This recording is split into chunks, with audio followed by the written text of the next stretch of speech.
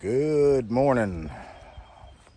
Today is July 3rd. It is the third day and the last day of the Battle of Gettysburg. It is also our last day here in Gettysburg.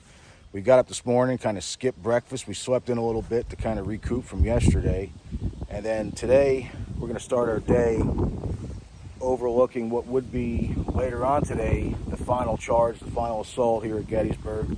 So we're going to drive down the Confederate line and work our way around, see some sights. It's going to be similar to yesterday, kind of doing a lot more walking than probably filming. I'm not going to be filming a whole lot. I'm doing a lot of then and now photo comparisons. If you can't tell, I do enjoy that type of thing. Hence the reason that I really like Gary Edelman. He was the protege of William Frasinito, who really discovered the then and now and the locations of the old photographs. So that's really my interest.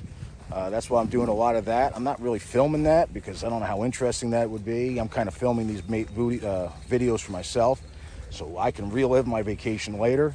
These are like home videos, not meant for public consumption. I just keep it open and anybody that wants to watch them can watch them. But they're more for myself. But I signed up for a seminar in October. We're coming up here in October. Like a photo seminar with Gary Edelman. So, because that's really my interest here.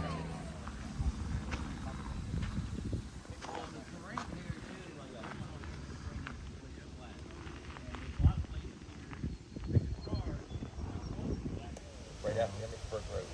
Yes, sir. And then another ancestor of mine made it to the Clemson Creek, became prisoner, and sent to Ohio. And then I had another ancestor that fought with the 4th Virginia, and he survived the picket charge.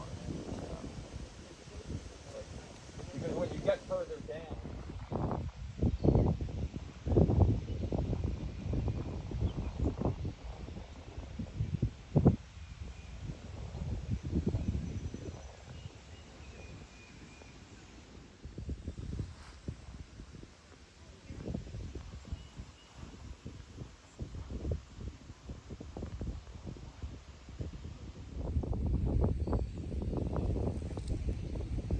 Little toy left there at that sign. I don't know who left that there and how long it's been there. He's got a little busted leg, so it looks like he might have been there for a while.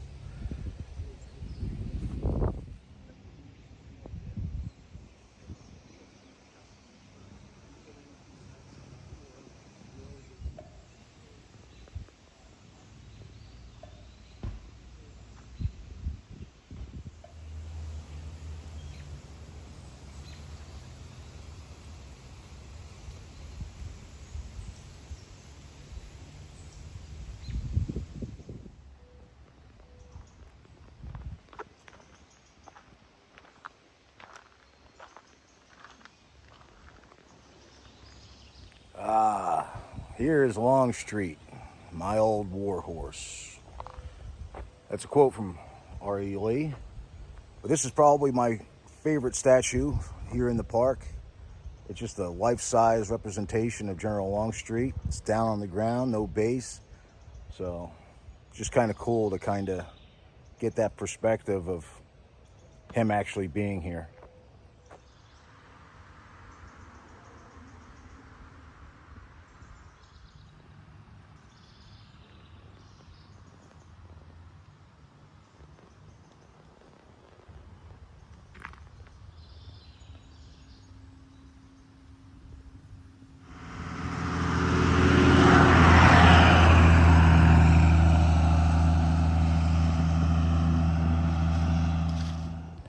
All right, we're going to get back in the car and continue with our third day of battle auto tour. Our last day here in Gettysburg is always the toughest day because we have to leave at a reasonable time so we can get back on the road, drive 5 hours north. So trying to crunch in a lot of stuff here on this last day. So it's going to be a little bit snippet here all over the place. Trying to get it done.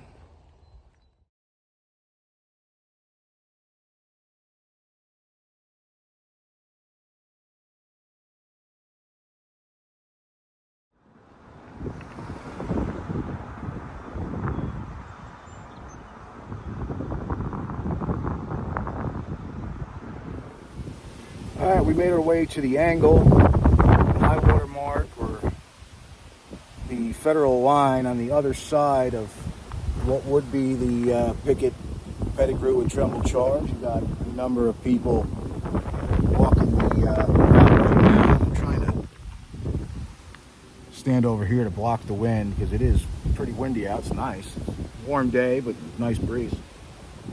So, so Gary Edelman is doing his live videos right now over there. But I'm going to try to make my way over to the Codori farm and take it from there.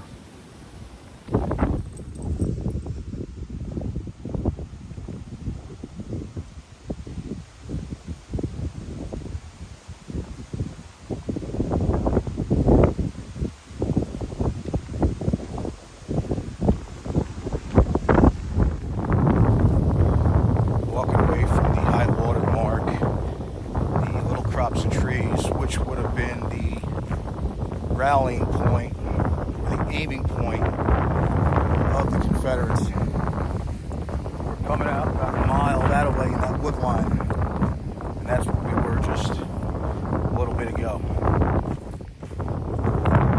Going out 20th Massachusetts. 20th Massachusetts, why we're here, is commanded by Paul J. Revere. Paul J. Revere. So his grandfather was obviously Paul Revere, coppersmith. He's not here, but his grandson is. He commanded 20th Massachusetts. 20th Massachusetts storied regiment. Like I said, we've all been recruited from the same small town, and they were known as the Harvard Regiment. The 579 men who served in Harvard during the war, 9 Harvard grads are killed in 20th Massachusetts. When we think about nearly the 2,500 units that the federal government raises to fight the Americans. Talk about Rand's Right, Georgia, coming around that big barn. Behind me, that's Gary Edelman and the American Battlefield Trust currently shooting their live videos. So I kind of jumped in there with them for a little bit, filmed a little bit. I don't want to bother them. I think I bothered them enough this weekend. So keep moving forward, enjoying our tour for the day.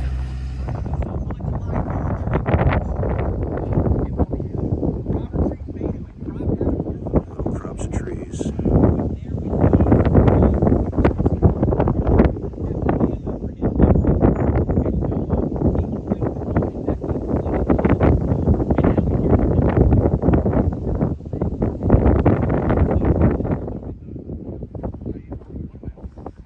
It's hard to make out, but this is where General Armistead would have fell.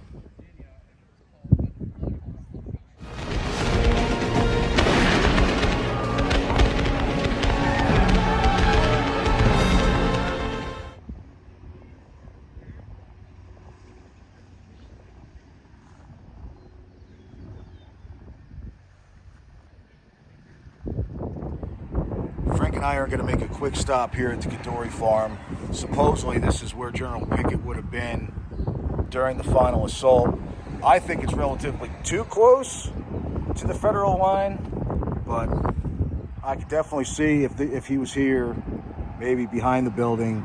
He'd definitely be watching his troops though. So I believe that he probably would have been here at the Codori farm, though depending on where you look, he may or may not have been.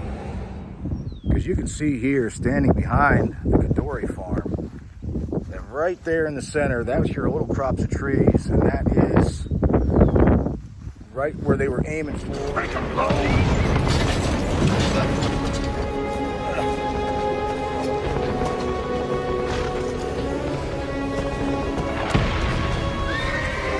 happening? I can't see what's happening to my boys. What's happening to my boys?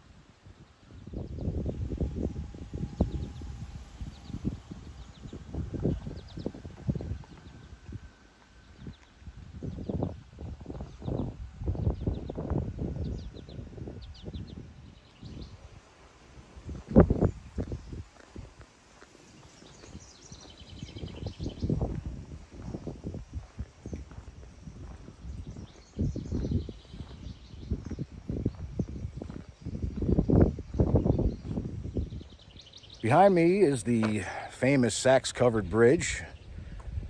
Frank and I wanted to come out here, being that I have never stopped here before. But it's a bridge. Supposedly a beehive of ghostly activity, but what isn't here in Gettysburg? You could say that there's a ghost here, it makes money. So there it is.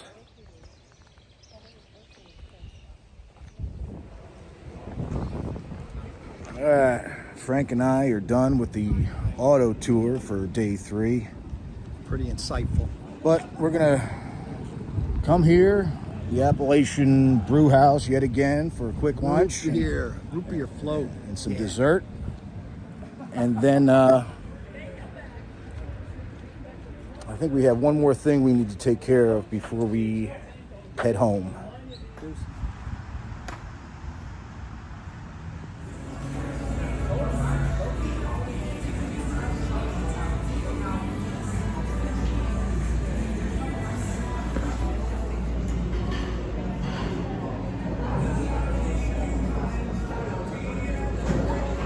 Yeah, root beer float. Oh man, good shit. All right, lunch is done. So now we need to head over to Jenny Wade House. This is going to be our last thing of our trip, and then we're going to get on the road. All right, Frank and I are at the Jenny Wade's house, about to take a tour put on by Adams County Historical Society.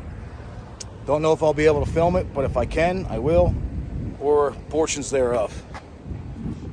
It's set in the intersection between the Baltimore Turnpike and the Emmitsburg Road and that hotel, which I think one day I'm going to tear the convenience store down and rebuild a hotel there. Was a prominent feature in the sharpshooter action during the battle. Northern sharpshooters occupied it and they fired down the hill. And of course, we have this 1865 photograph also taken up the street looking down the hill at these buildings at the edge of the town. And of course, most famously, we have a November 1863 image showing the edge of the town at the time of the battle. And this is great because it gives us a view of the area where undoubtedly the shot that killed Jenny Wade came from. At 8:30.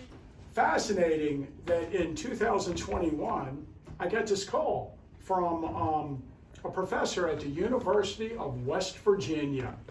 And, you know, my stepdaughter at that time had gone to West Virginia at the time.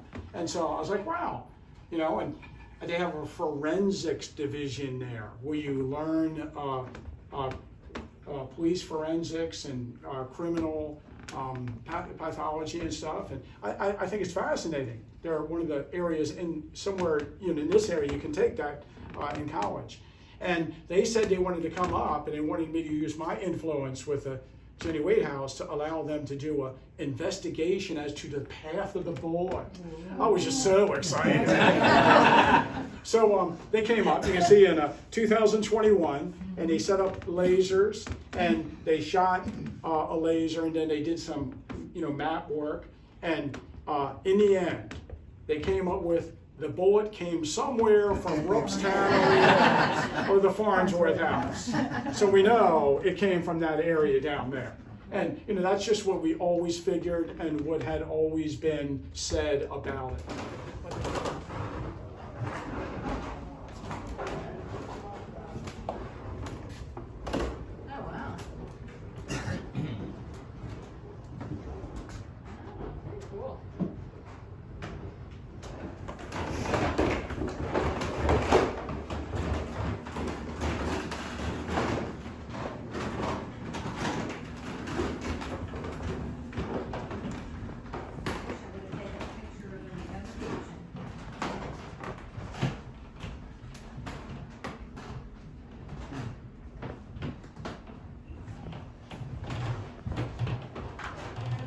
Historically would be. Come on in and have a seat on the benches. Through the cellar. There had been a bench here that had crocks and glass jars on that had food in for canning. They moved those off of the bench. The soldiers put Jenny's body on the bench. She was wrapped in a quilt that her sister Georgia had made for her when Jenny was 5 years old. They all were seamstresses in that family, starting at a very young age, and really made their income by that profession. So the family all came in here. Georgia had the rocking chair, and they were here on July 3rd. And I think it's important to mark, what's today's date? 3rd. July 3rd. 161 years later, we are still telling the story of Jenny Wade. I want to make sure you are taken care of. I think he should be at the right. You want to look?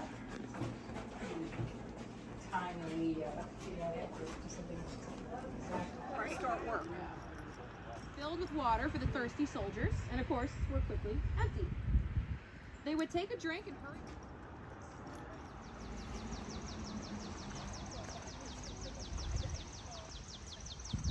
How we doing so far? Everybody holding up okay? Yeah. Awesome. You're still smiling, so that's good. You can follow me if you'd like. And your tour guide will be Abby over there. We get the boss I think himself. there might be 2 more people coming.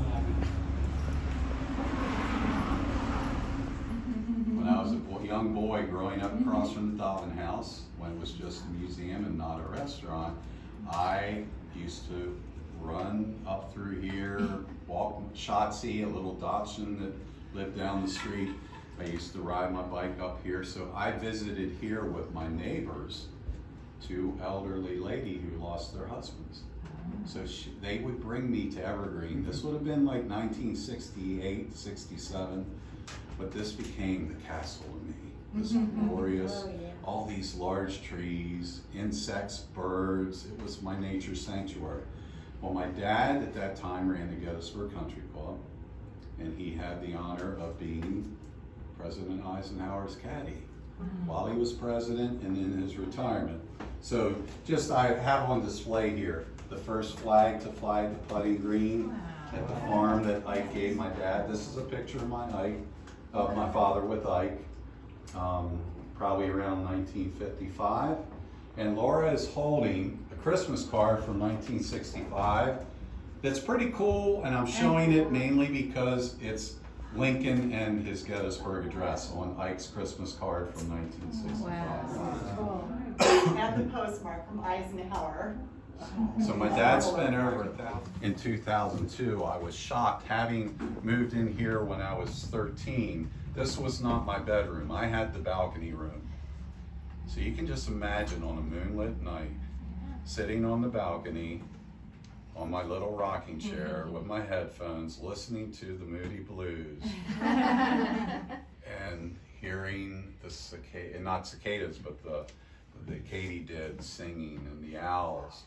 I got to sleep out there because we didn't have central air back then. Were you sleeping? And when the brick heated up, boy, it was like an oven in here. So, well, welcome to Elizabeth's room. Now, at that time, you would have had one, as you see, that's why we have the image of Lincoln delivering the address on that side. That would be facing where Lincoln delivered the address. See a little bluebird? His name is Arthur, named after my father, who was the 8th caretaker, who started putting bluebird houses in the cemetery in 1980. Yeah, they had to be up here.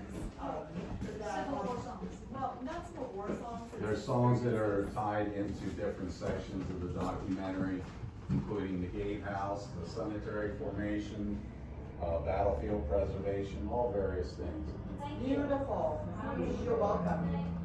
All right, Frank and I just finished the tour of the Jenny Wade House over there and the Evergreen Gatehouse, which is behind me. Currently in the National Cemetery. Just came in here to do a closing shot to say this is the end of our trip. Time to go home.